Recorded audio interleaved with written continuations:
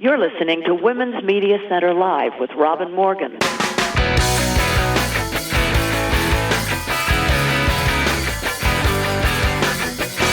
Welcome to Women's Media Center Live. I'm Robin Morgan. And today I'm delighted to welcome back to our program Maria Teresa Kumar. Maria Teresa is an Emmy Award-nominated Latina businesswoman, a political rights activist, and a TV journalist. She was born in Bogota, Colombia, and she graduated from the University of California at Davis and the John F. Kennedy School of Government at Harvard University. She is the founding president and CEO of Voto Latino, a Latinx advocacy group aimed at increasing the involvement of Latinx individuals in U.S. elections and in other political processes. And she's a dear friend and a sister at the Women's Media Center. So I will return in just a few moments, but there are many things I want to ask her, and we'll get back to all of them in just a minute or two after this brief message.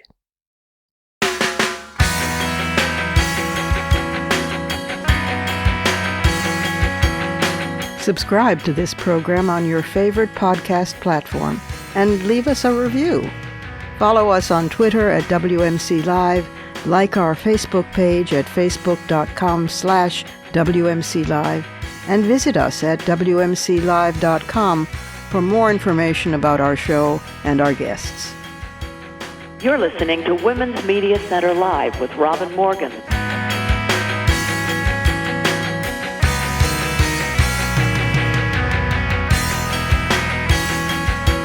Maria Teresa Kumar, my friend, and a wonderful broadcaster, and a wonderful person on media, and a wonderful person in general. How are you? Wonderful. It's great to have a conversation with you, Robin. It's been too long. Where shall we start? Shall we start with let's start with what happened at the last elections and what seems to be changing, because they were talking about the loss of the male Latino vote and how dreadful that was, and how you had gained a few women but you lost all the men. And now it seems that they're saying it's turning back again to more liberal and progressive policies. Well, what are you hearing? Because you're the voter Latino, so you're the one who really knows. Yeah, so it was interesting. I mean, I think it's really important. First of all, thanks for having this conversation, because I think that, the headline the day after the election was that Latino men, for the most, disproportionately went from left to right. And we dug in to figure out what was the underlying reason that was the case. And so one, it was more economics than cultural. Mm-hmm. But, Robin, what the Democrats didn't do is that they didn't do a self-examination, because a good third of Latinos who had voted in 2020 sat it out in 2024. And so that's a buried lead right there. Why would you sit it out? Why would you sit it out if, and, our digging learned that 70% of the people who sat it out were Democratic voters, 70%. Wow. And they were disproportionately under the age of 33. They were young. And what we learned was that they found Trump's policies too racist. Good for them. But they also said the Democrats weren't meeting their economic needs, right? Wow. That they had been ignored, and they felt that it was a party of failed promises. They hadn't passed, oftentimes when you look at the Latino community and you ask them, well, what's the difference between the two parties? Oftentimes they say, well, the Democrats, they have policies I'm aligned with, but they promised us since 2013 that if we gave them the House, the Senate, and the White House, they would safeguard my undocumented loved one. And they didn't do that. They lied. Certainly didn't. Right? They lied. And so when you have that sense of, wait a second, the system is stacked against me. It's real betrayal. It was betrayal. And so one of the things that we're seeing, though, is that we are seeing, yes, the Latinos who voted for Trump coming back, but there is this political awakening coming back among the folks even who didn't vote, saying, wait a second, not only is this president not making my economy better, right, my way of life better, he's physically threatening people who look like me and my loved ones. And so I grew up in California Robin, under Pete Wilson. He was your original show me your paper law guy, right? He had a Uh-huh. swagger in California. He was basically saying that California's woes were because of immigrants. Oh, And aren't they always? they God. always, right? They're always, well, and that's the thing is like, this is what people don't realize is that before they started messing with the Latino community, California was a swing state. Yeah. And the moment they started messing with Latino community, with our loved ones, with our safety, with our identity of Americanness and our contributions to that state, California ceased to be a swing state. And so my message right now, with the pain that the community is experiencing, because it is pain. I mean, there'll be some outliers that say that is not, but the fact that you see even places like Miami voting for a Democrat for the very first time, you see Latinos coming out in Texas for primaries that are equivalent to presidential primary turnout, That's true. that That's you true. see Latinos even in a place like California where there was no candidate on the ballot for a special election, but the idea of a Proposition 50 that was going to stick it to the guy in the White House, Mhm. it tells me that there is an opportunity to talk about the economy, to talk about real promises that can be accomplished, Mhm. and to cement the Latino vote for a progressive agenda. Oh my God, that would be so fantastic. But people have to recognize that the Latino community right now, we are living a very different experience. I can't tell you how many CEOs that I have met with Mm. that are Latino that are saying, I'm having conversations with my kids once again to be careful, or I am X person. I'm walking around with my passport because God knows. And Uh-huh. so I Yeah. do think that it is the cruelty is real, but Yeah. I do think that it is the opportunity to double down. And when we started Voto Latino, Robin, the whole thing was the the census came out saying Latinos were going to be the second largest demographic. Mhm. And having grown up in progressive blue Sonoma County, I said, wait a second, that's an opportunity. But if my family was getting racially profiled in Sonoma, where Mhm. where Sonoma didn't know any time that there was not a Latino in its premise, Ah. what's going to happen to young people in a place like North Carolina or Uh, Georgia or right. Pennsylvania or Right. Wisconsin? And Right. so we basically drew our map with the long view. Like if you start registering and creating a base now, then you can actually start switching maps. And that's where we Ah. are now. I mean, in Texas alone, we have registered close to 400,000 Texans in the last 2.5 cycles. That's a Wow. base building, but we need Wow. to Wow. bring. Wow. Yeah, no, it's exciting, and it's not, but now is the time to base build, and now's the time to come up with a very clear agenda of what differentiates the Latino, the folks that are on the side of the Latino community versus Mhm. the ones that are not. Right. And I just wish that there was more ambition on the Democratic leadership side to do just that, because You mean leadership doesn't care or no, leadership? I think that there's still timidity. I think that they are still kind of stuck that, so many people voted for Trump and that they were Oh. okay with his immigration. I'm like, they're not. And the No. fact that you see people in Minnesota who voted for Trump going Right. out on the streets and being amazing allies to the Right. most vulnerable among us, Yeah. now's the time for the Democrats to be ambitious and say, we have to figure this out when it comes to the people that are already on our, already within our borders. I Hell mean, yes. Yeah. right? And I mean, and that's the and you can give it to the president. He secured the border, quote unquote. Fine, it's secure. But now what do we do with the people that are here that have been contributing to our economy for 20, 30 years? How Mm. do we make right by them? Because Precisely. and so and I do think that that's where the Latino vote is right now. Is like they are paying attention. They're geared up in ways that we have not seen. I deeply believe that with the right investment, and it's not at the scale that people can imagine, because when people start voting at the scale that we're seeing in a place like Texas Mhm. for their values, that means that they're open to a conversation. Do you know that there are 4 million Texans that are Latino that sat it out in 2024 in Texas that are not My registered to vote? God, that's a lot of But that's Texas. That's a But that's lot of opportunity. I see yeah. that as opportunities. Like if we have the right mechanisms, and like I said, Voto Latino, we register people at scale. And once you register that person, it becomes a part of a larger ecosystem, because once Voto Latino registers that person, Mm. they go on the voter file, and then every other organization can now start talking to them too. Uh-huh. Uh-huh. right? Yeah, of course, of course, of course. Tell Because right me, now otherwise they're in the shadows. But once they're on a voter file, parents no, have to look at that. Like they're everybody can talk to them. they're visible. That's right. That's Yeah, right. right. Yeah. And tell me, is there a marked difference between the sexes, between male voters and female voters? There has been, because there has been very much, it's really wild. It has been in the last election cycle. We didn't see it in 2020. Huh. We didn't see it in 2022, but we Why do saw you? it in 24. And 24 is because we've seen the rise in the manosphere as a whole, Oh, I see. Yeah, and a of course. lot of adversarial, I would say, commentary on what it is means to make it in America right now. I Uh-huh. do think that there's a lot of people that are under, I don't think, I know people are under duress, Uh-huh. Of financial constraints course. in real ways. And sometimes there's, not sometimes, there are active propaganda Uh, targeting young men right now, not just Latinos, but African American, white, right. Asian, in a No, way. it was something that affected all men, all young men. Almond, Right. almond, right? And so I do think that the way we get out of it is, one, to meet them where they are. That means online with Hmm.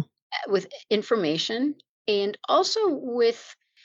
I think it's okay to say, you know what, we didn't. Oh, we missed our mark, Uh-huh.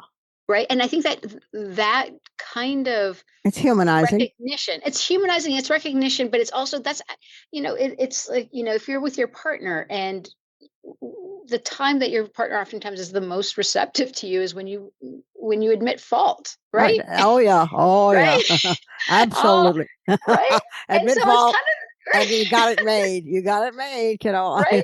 Yeah. Right. And so if you can admit fault, it's like, look, it was imperfect, or we didn't do it the right way, but That's we right. want to do right by you now. That Mm. opens a whole different level of conversation. That's right. You But in can admit fault and move on. Yeah, exactly, exactly.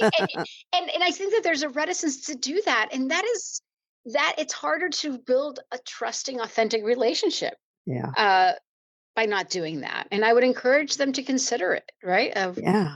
what may have been gone wrong, right? Or what we may not have seen, or what have we learned, at least. What have we learned would be great too. Well, yeah, that would. Oh boy, there's a thought. Um, but but this is very encouraging. I mean, and it seems, maybe I'm being very naive or over hopeful. Mhm. But it seems that that's what they're doing. It seems that they're beginning to lean back. I mean, Yeah, and uh, it takes work, right? Like, it yeah, of takes course work, it it does. takes education, and I mean, Oh, of course. we work with a lot of local organizations, but I have to say, Robin, we very proudly we register a voter at $26. Mm. It's not, and once they're registered, then we start informing them about the issues they care about. We get them out. I mean, I started Voto Latino, on my credit card, and I I'm proud know. to say that this tiny little engine we've registered close to 2 million voters. My Sa- God. Oh, Maria Teresa, this is yeah, but fantastic. Robin, said another way, Latino, this tiny little organization, we've registered 1% of the American registered population. And that means that with folks who want to make a difference, who want to help us cement congressional pathways Mm, to create a firewall, mm, we can show you that it's impactful, and that it actually does change people's minds. I mean, we started as a voter registration outfit, but now we have Greg Casar, who's now in Congress. He went to a Voto Latino training and got inspired to run for office. He's not the only one. mm, And we're now on over 200 college campuses, working really closely with young people who say, wait a second, an investment in civic education is an investment in myself, but also in protecting my family. That's not mm. small. And No, so no. it's recognizing that. I mean, if you were to tell me I was going to be doing this for 22 years, I would have said, get out of here. Well, But we're all trammeled in that in one way or yeah. another, doing what we never thought we would be doing. And I certainly didn't think I'd spend my 80s fighting Trump. I Oh mean, my God. God, God, No. God, God, God. But we're Oh. doing what we have to do. And Right, but we do, and I think sometimes we forget. that the reason this guy is trying to change the voter registration rules and do do the Save Act and He knows he's going to disenfranchise lose. women, He knows he's it's going to lose. because he sees that we're the winners, that there's Yeah, more of us. that's right. And he'll do And so anything. anything. But Yeah, you know what's good is that we know how many people are on the sidelines, and our job is to usher them in it's like to a get them. big Yeah, bat yeah. signal to get them out in mass. That's Oh, the assignment. you are something else, kiddo. I mean, you are really, you are a bundle of miracle. I mean, it's Like, fantastic. No, it's superb, and you've been at it steadily, for so long, and you're so young, and I am awed. I am absolutely awed always by you. you're Uh, generous, but no, you no, know, with your counsel, and I have to say, the Women's Media Center. When I first started, I had never done TV, and you all provided me with the training, and with the confidence, and with the placement, because I don't think folks realize, but you guys would act like default bookers. And so I got into spaces that I could never have imagined. And, Carol right, Jenkins, I yeah. remember one time I said, well, they called me, but I don't know if the topic, she's like, a guy never says that they can't do it. I was like, okay. She's right. She's And she absolutely. was not, it was the best counsel I ever received right Yeah, when I needed it. exactly. I can't is not in their vocabulary. I mean, it's just they don't know how to shape their mouth around it. So yeah, you're damn right. Oh, I'm so pleased that it was of use. I mean, that still goes on, the Progressive Women's Voices Mhm. program. Yeah. It has turned out some remarkable women, who themselves have affected the industry. I mean, and God knows it's hard enough for women and for people of color to make a dent in this industry, but Well, especially if you don't know anybody, that's, right? If you yeah, don't that know helps. anybody. Or So it was harms. more of like, this is something that, I stumbled upon, and then, and that's how you and I met, was actually through them, right? Yes, that's right. That's So right. it was just really, I forgot how we met. It seems like we've known each other forever, and it doesn't it? I couldn't remember when forever was, and so, but yeah, no, and it goes back to that time when you were a progressive woman's voice, and look at you now, my God, no, it's fantastic. Grateful for you. It's just wonderful.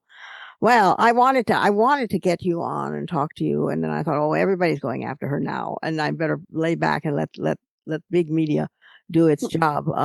But I wanted to talk to you, in depth and carefully, about the Cesar problem, Yep. and about Dolores Huerta, Yeah. Yep. the agony that that's caused, and the way that apparently men in the left in general, and that's no surprise, Yeah. and men in the Latino left in particular, are actually defending him and attacking Dolores, which I hadn't thought of. I mean, I somehow thought, well, they'll recognize a critique when they hear about it, but Mhm. see, any people seem unable to keep two thoughts in their mind at the same time, even if they're conflicting. I mean, like, for example, that he could be brilliant in organizing and he did great things, but that he was a real problem with women and girls.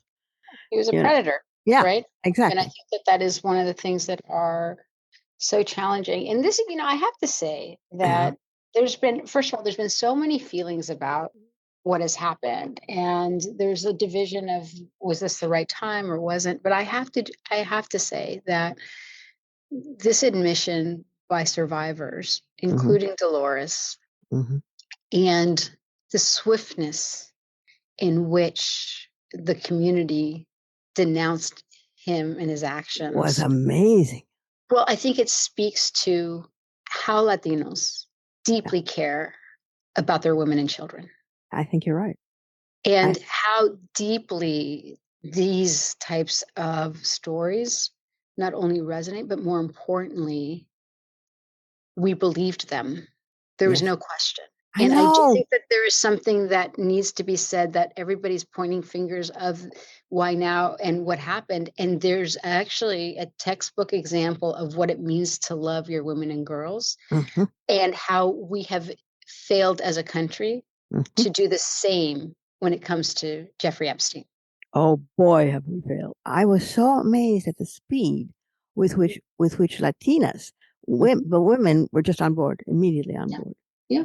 And Well, a lot of the men too, but yeah, a lot of the men. I would say the majority of the men, and I think it just speaks to this deep love of what it means to respect each other, family, right? And yeah. family. And I do think that oftentimes we are the Latino community is characterized, and they try to do it with even with the people who voted for Trump as machista and people who don't care and all of that, and then we actually have a real life painful example. Right. And it doesn't take weeks. Mm-mm. Days, hours. Right. Yeah, it was immediate. And I have to say that it is something that I think that our leadership in both sides of the aisle can actually see what it means. I mean, Epstein, the only people that they seem to they seem to believe is the dead guy with emails, not the 10,000 women survivors. Right? I No, I know. mean serious, right? I know. It's crazy. It's wild. It's like, oh, it's the guy with the emails that you're going to side with, Right. No. and not the women that can go on record of who harmed them. And so I do think that it is a moment of reckoning for our country, but it's also an opportunity for us, for the rest of the country, also to learn what it means to side with women and girls. Yes. And it's culturally acceptable now. The Latino community has made it somehow culturally acceptable in ways that it wasn't before. Exactly. I mean, I know Teresa Romero, the president of the of the United Farm Workers, and I reached out to her because talk about inheriting a legacy that was not of your own making at a time when we actually need the farm workers strong. Yeah. Right? Like we need them, given the assault that this administration has on the people who pick our food. I mean, that's I mean, there's been so many leftist men, and it's almost always for the same reason. So in that sense, he's not anybody that different. No, I do think though that it does allow us to have a conversation with our families, with our children, with our leadership of expectation. Yes, right. Exactly. And what does it actually mean? I mean, one, what does it mean to be a whole person? What does it mean to be a leader? Also recognizing that everyone has faults. Of course, that's what I mean by holding two conflicting thoughts in your mind at the same time. My God, but this was more than a fault, right? This was predatory, and this was, I know. and I do think that it's, and I do think that it does come to a blow to the Latino community where we don't have people that unite us in this country in a moment that we need it. And I will be honest, like I heard about this a couple of days before it had happened, and I was, and I came and I talked to my team, and my biggest concern, quite frankly, was that young person that had to go to a school with his name on it that may have not come forward of being assaulted, right? Like that's where my heart went. Because we adults, we'll be okay. Right? But I was really thinking of, that's where my heart went, is like, is there a child right now that now has to go sit in a classroom who may not have, who has been harmed themselves? But the community began to take care of that right away. Right. And I do think that it is, I think it is also hard for young people because the way the history of America has been written. I always say that, and I mentioned this before, right? That our history has been written east of the Mississippi. Right. And so as a result, Latinos keep getting rediscovered in California, even though there was never a time when California was not Latino. I was just going to say, well, as when? Right. Yeah. Right. When? And so that is, I think that's the tragedy. That is this, we don't have any person outside of Cesar at the moment to point to an American who helped shape our civil rights. And Dolores is definitely that person, but she's still not in the consciousness of everyone in the way. And I do think that it is hard. And I do think that we need to figure out how do we, and this is why, these conversations that you have, Robin, are so important. This is why having a diversity of voices in our news is so important, because if you were to tell me that the rise of Donald Trump is equal to the fact that none of our leadership spoke to the browning of America in a place like Mississippi or Alabama, Right. right? Like there's no, I mean, get this, there are high schools and elementary schools in Arkansas. Hmm. In Arkansas, they're 60 to 70% Latino. And you're invisible. Absolutely invisible, right? Un- And that is why, and it's invisible because we don't have enough people having conversations on what America actually looks like in the classroom. yeah. And it allows, instead of talking about leadership, about the strength of a diverse America in a time where we're going to be competing globally with diversity itself, Yeah. instead of seeing that as a strength, we have a demagogue pitting us against each other Right. because we haven't had the conversations of what does it mean to be multicultural in a moment when the world actually demands the leadership to be Yes, multicultural. yes, yes. It hurts so much because it's all lying there like paradise waiting for us. I mean, It is. and when we could actually lead, and when we've been alone out front a number of times, many Yep. many times, and when we've been alone out front and badly many times, and this is a time which was meant really perfect for us to move into because we have the real thing, we have the population, and no, and we are doing precisely the opposite. I mean, just listening to the news in the morning is such a I can barely get out of bed. I'm crawling to my coffee pot. So this it's terrifying. And the browning of America, largely uh, through the Latino population, and being a multilingual country, and being all of these things that we've wanted for so long, is so wonderful, and we're just spitting all over it. So it's very encouraging what you're saying, and clearly women are leading the way within the community as well, and both morally in terms of how they are treated and how their children are treated, and politically, you know. Yeah, and I think it's oftentimes because women, we've never had that choice, right? It Right. was funny. I had lunch with a mentor of mine. And he's like, how do you do it? You're a mom, you do this work. And I just looked at him. I said, I didn't realize there were other choices. Just like, You never wash your hair, you never sleep, and that right. that's, Yeah, and he's wonderful. But I was just kind of laughing. I said, I didn't realize that there were other things, other options. Realize once you're in it, that's right? right. That's right. You can't stop moving. What are you thinking about the midterms? I mean, with I think that it's our opportunity for us to cement the Latino vote. I think it's mm, our opportunity to have frank conversations of what worked, what didn't, and then also recognizing that when we all get in the game, um, we change the course of this country, and we yes, have the receipts to prove it. But we do need. I can't emphasize enough how hard it has been for this generation of young people.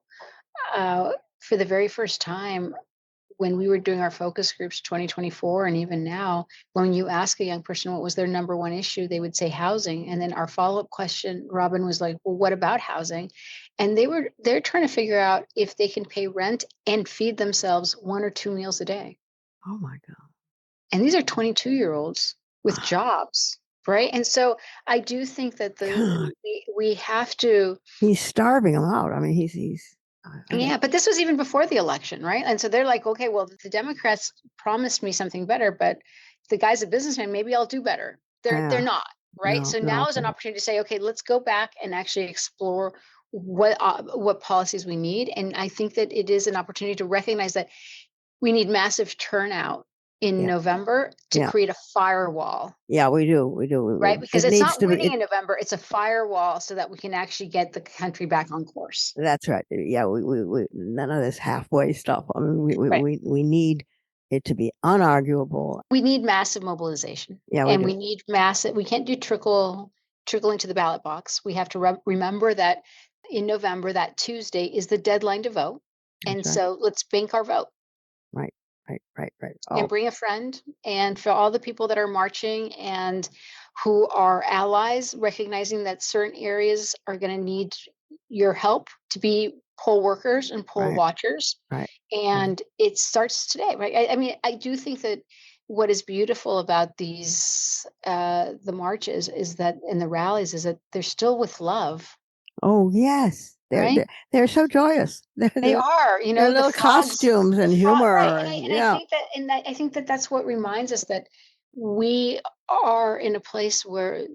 they underestimate the camaraderie and what it means to be American, and it's that underestimation that oftentimes becomes our greatest strength when we see hard things ahead. And I Oh, do think that these same, the same moms that are helping, disproportionately white moms, that are helping usher children into the classroom because their parent yeah, is undocumented, or going yeah, to churches, or running an underground railroad to feed, they're heroes. But yeah. it's also we're going to also need all of you and all of us to come together when it comes to poll watching, and when it comes to helping Of making sure course, that areas are, people feel secure to go vote. And we know the assignment. We're very lucky. We're not Ukraine, God, thank God. no, We are in a place where our democracy is based on our participation. yeah, How lucky are we? very, very, very, very. We should bottle you. This is never mind progressive women's voices. We should bottle you, and there should be shelves and shelves of Mhm. Kumar, Right. easily available for. You're so kind.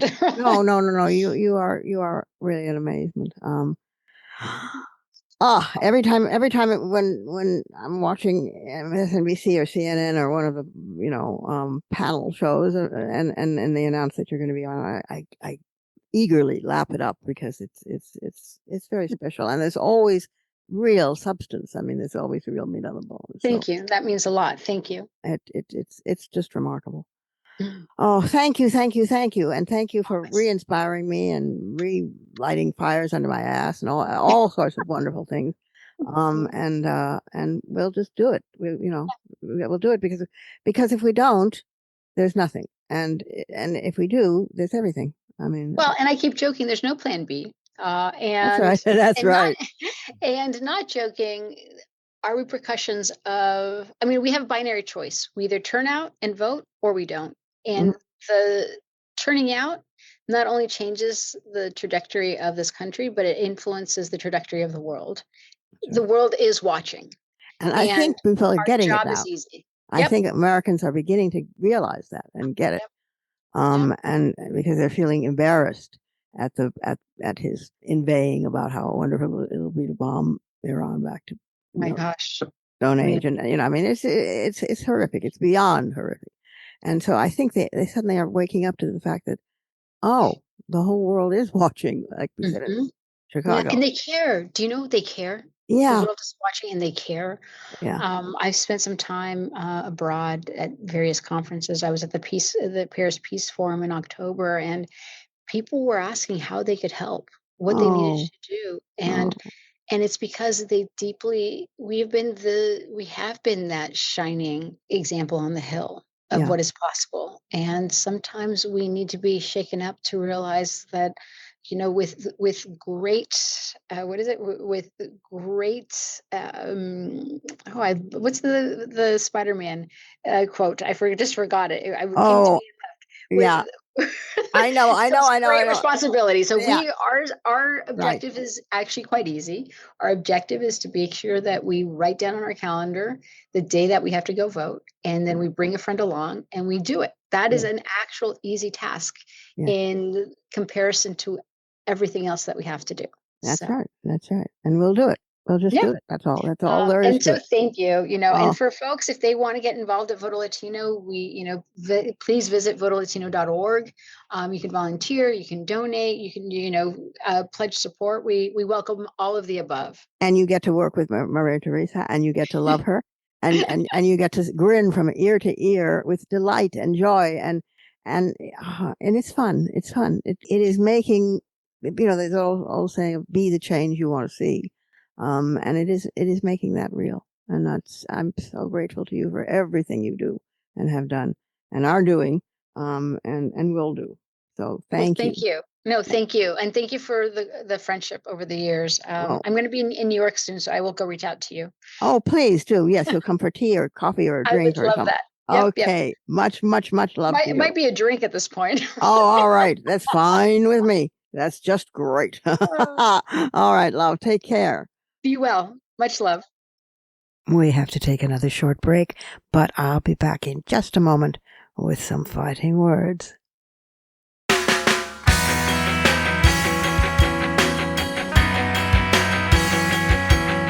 The Women's Media Center, founded in 2005 by Jane Fonda, Gloria Steinem, and myself, is a progressive, nonpartisan, nonprofit organization working to make women visible and powerful in media. You can learn more about the WMC at womensmediacenter.com. You're listening to Women's Media Center Live with Robin Morgan.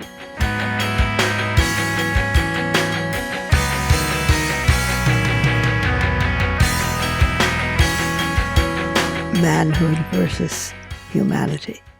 Those are fighting words.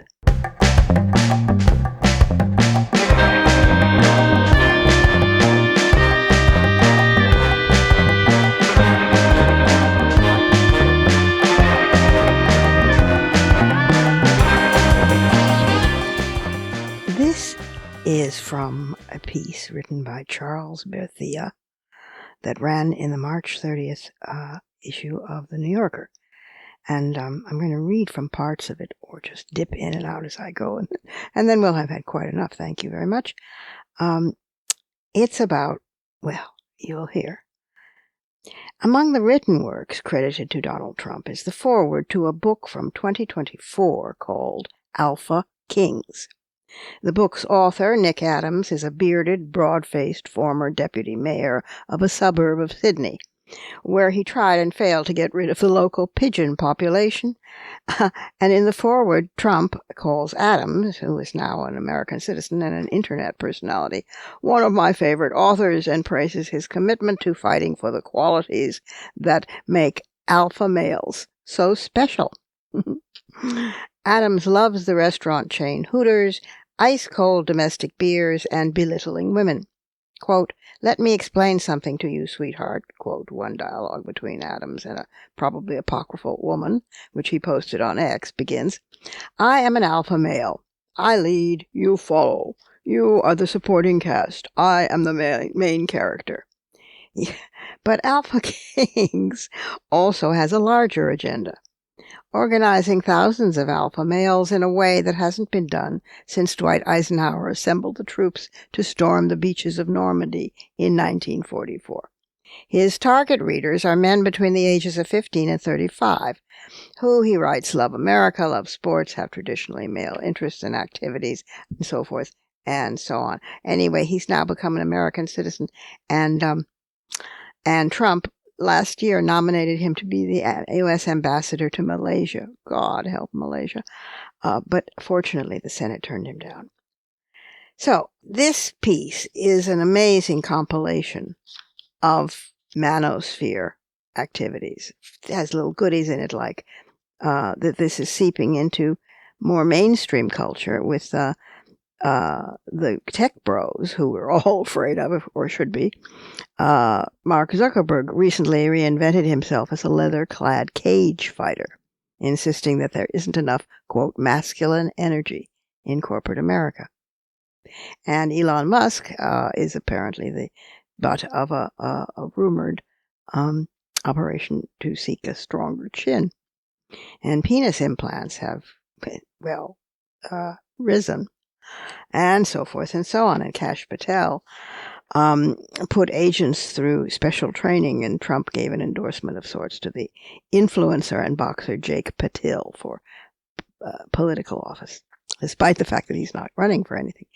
So the phrase alpha male has seeped into the language around us and is contaminating it and us.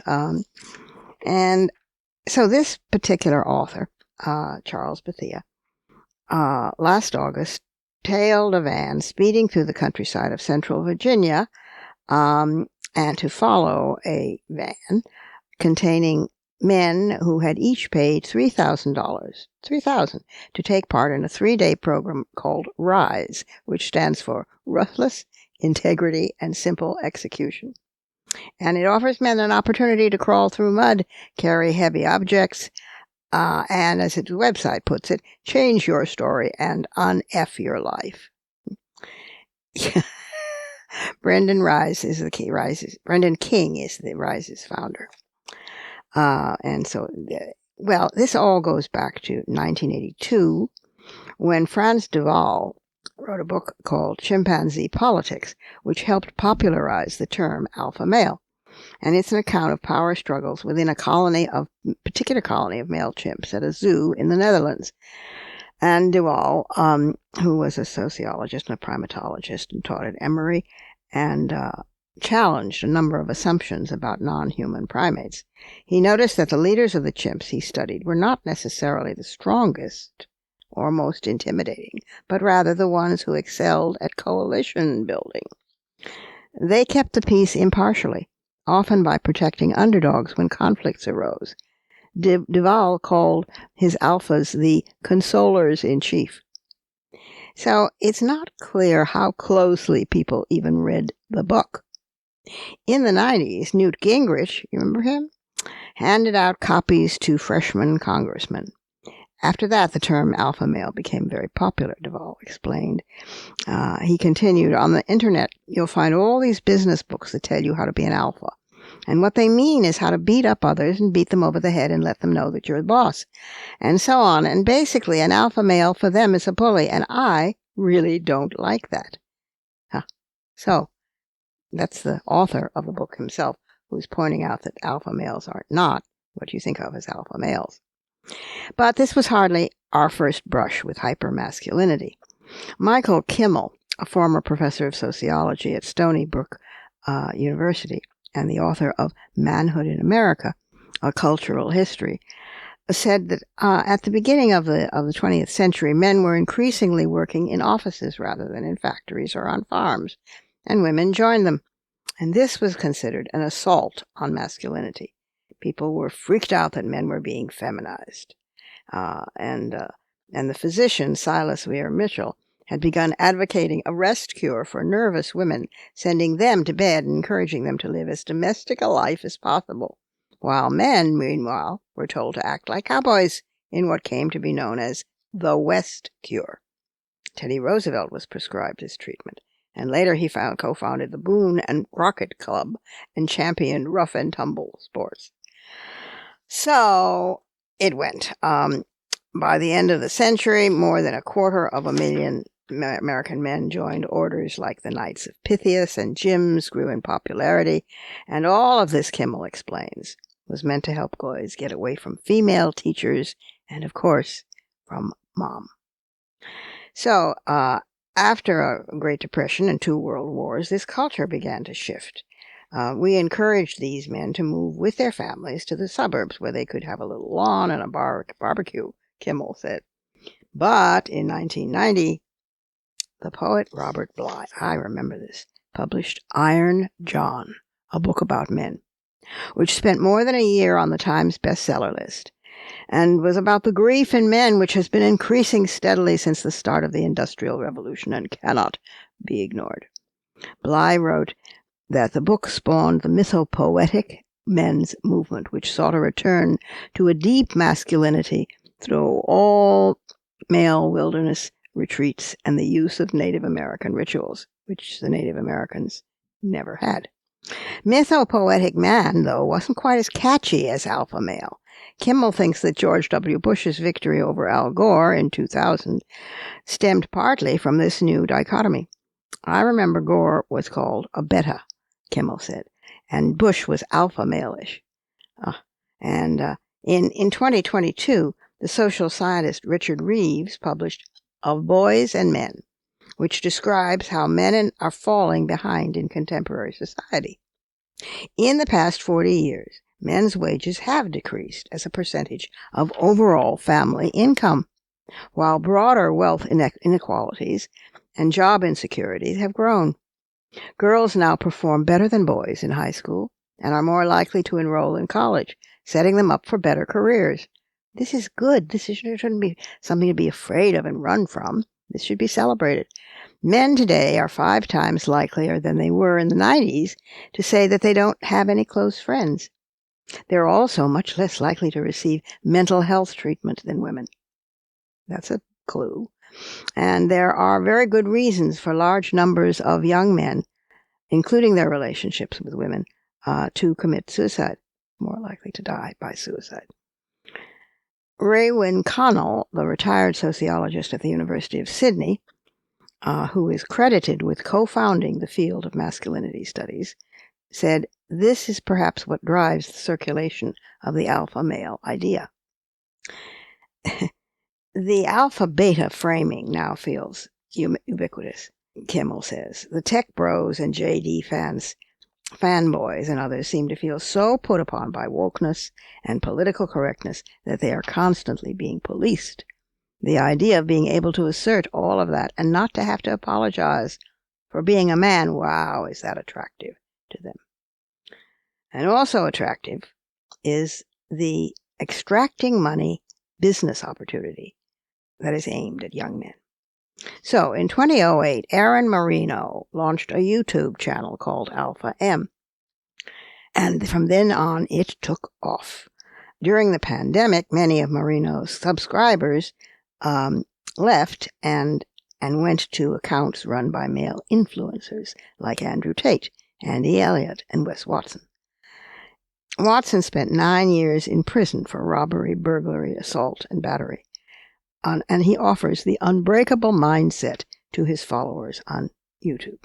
He posts videos of his Bugatti, a romantic interest, and his buddies, most of whom, like him, have head tattoos and huge arms. Now, alpha-themed training programs have taken off. It was easy when it was just hunting and living in caves, one program's website explains. Now you have to compete with CEOs, celebrities, plastic surgery, and some very expensive toys, like Bugatti Veyron. Gee, that's a problem. So, elsewhere, and wait for this, the alpha sales pitch is biblically coded. Rise Up Kings, for example, offers a 3-day awakening event in Texas and Florida. That, quote, will transform you into the leader and the man of God you were created to be. As with ads for many other such courses, the RUK sizzle reel shows men rolling in mud, taking ice baths, and raising heavy objects in the air like, wait for it, oh wait, like G.I. Jesus, as dramatic music plays. Now, I know that you're already doubled over laughing, but you must be very serious because these are some of the people we are up against. One RUK, that's for Rise Up Kings, grad says, the old man that arrived here 3 days ago is dead, and there's a new man, there's a king that has risen. Other programs sell teens on Christ-like manhood, which includes learning basic auto repair, because Christ really needed that. That's $2,000 extra. The blog for the Art of Manliness has a primer on how to poop like a man, and how to poop especially like a samurai. Legs free is good. Legs free and armed is better. The Men of War Crucible offers to forge modern-day warriors and restore the masculine warrior spirit, as typified by the Knights Templar. Warrior Week advertises an acceptance rate similar to that of an Ivy League school. You must find a way in, and so forth and so on. It goes on. They're to dig themselves graves and get in them and be reborn. They're to wander through the woods in freezing weather. They're to be manly. And all of that is very, very welcome. And apparently, so the sites say, will be welcome to women who by this time are convulsed with laughter. So, if you don't know what else to do with your risibility, just send a prayer to G.I. Jesus.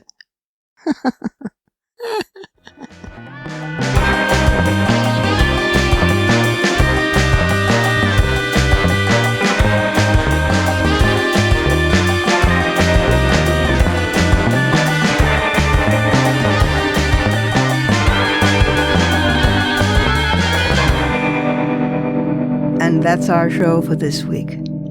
You can follow me on social media at The Robin Morgan. You can check out my blog at robinmorgan.net, and you can find my new novel, Parallax, and my just-out new book of poems, Harvesting Darkness, wherever books are sold. Portions of this program were taped earlier. Views expressed here do not necessarily represent the WMC. Here's the family for Women's Media Center Live. Executive producer, as well as founding and sustaining sponsor, Regina K. Scully. WMC president and co-executive producer for this program, Julie Burton. I'm Robin Morgan, your producer and host. Thank you for being with us. Join us next time on Women's Media Center Live.